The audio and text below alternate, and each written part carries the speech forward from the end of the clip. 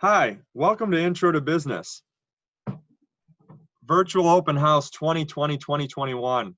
My name is Greg Gerritsen, and I am your son or daughter's Intro to Business teacher. This is my 6th year at LT, and I have 3 amazing kids, ages 7, 3, and 1, 2 girls and a boy. And the third thing is my wife is also a teacher. So parents, I first want to say thank you so much for there we go, that's better. For installing the qualities and characteristics that you have in your children. It is a blessing and pleasure to work with them on a daily basis. And I could not be happier to have just a small part and a small role in their academic career. So thank you so much.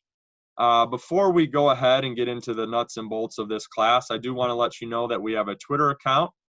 And we are at LT_business. And so please follow us.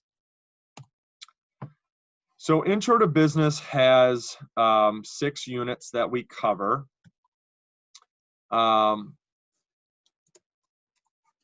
The first unit that we are in is currently ownership. That is where we are talking about sole proprietorship, partnership, LLCs, corporations and franchises. We then move into the accounting unit, where the students will learn about debits and credits and how to balance a income statement and balance sheet. Our third unit is marketing, where students learn how to market products towards a specific target. The 4 Ps is also involved in that, market segmentation. And then all of that stuff comes to a head with our business plan unit, and that is in our Shark Tank unit, where students will have the opportunity to work individually or with a partner to create a full-fledged business plan for a product that currently exists and they retrofit it, or if they have a completely new idea that they would like to express. Now, usually we've done that the presentations have usually occurred at school. This year they might be virtually, so I guess we'll have to wait and see what happens with that. The next unit that we discuss is our business law, and that specifically talks about contract law and the 6 elements of a contract. And then the last unit is human resources.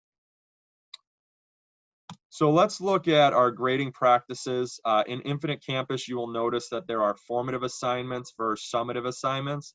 The formative assignments do have grades attached to them, but they do not impact their overall summative grades. So that's our practice stuff. The summative assignments would be our unit tests and or the Shark Tank unit as well. I want you to pay close attention to this here. Please see the syllabus for more information, especially the retake policy on summative assignments only. That's something new that we implemented this year. Expectations. So we've been in school for a couple weeks now, and your sons or daughters have been great. They've come to class on time. They've been prepared. They have participated. They've been engaged. They've interacted respectfully. Everything that I anticipated would happen, they are doing. So once again, thank you so much. So there's been quite a few changes that have been made during the e-learning process. Students used to receive written packets. They have now been converted to Google Docs for them to access all of the activities that occur within the unit, as well as guided notes that they have access to. The Canvas page has been revitalized and updated. It is much simpler and more user-friendly. There are 2 locations for students to find material in my class specifically. That includes modules and then the calendar, which has the homework to be completed for that night.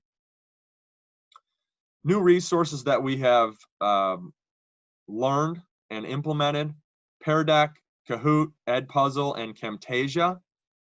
Those are all making a huge difference in the classroom.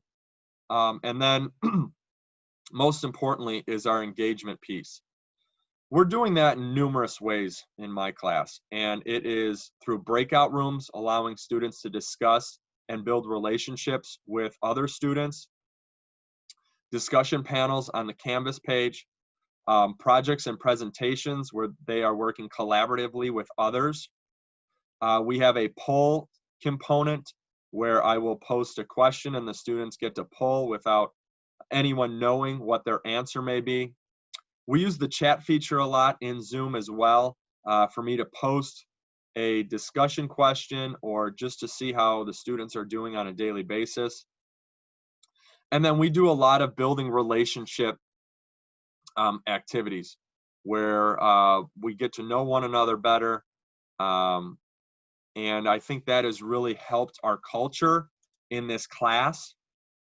And I have tried to make it as fun and enjoyable as possible. If there's any help with technology, please make sure you go to the Zoom meeting information page. And there are a couple of quick links here. The one that I would like to point out is the Who Do I Contact link, and that has a list of individuals regarding any technology that you may have question on that you need help with. The best way to contact me would be my email, and that is ggerritsen@lths.net. If you are to email me during the day, I will get to you as soon as possible. And that usually happens within a half hour, if not sooner. If it is after school, I try to get to my emails at night if possible. Again, I do have 3 kids, so sometimes they have a different idea of what I should be doing at night, and they just kind of take over. So for students, they obviously know to contact me through their LTH email to keep them safe, and as well as me. And so I'm looking forward to an exciting and successful year in Intro to Business. And if you guys have any questions, don't hesitate to reach out. Thanks. Have a good one.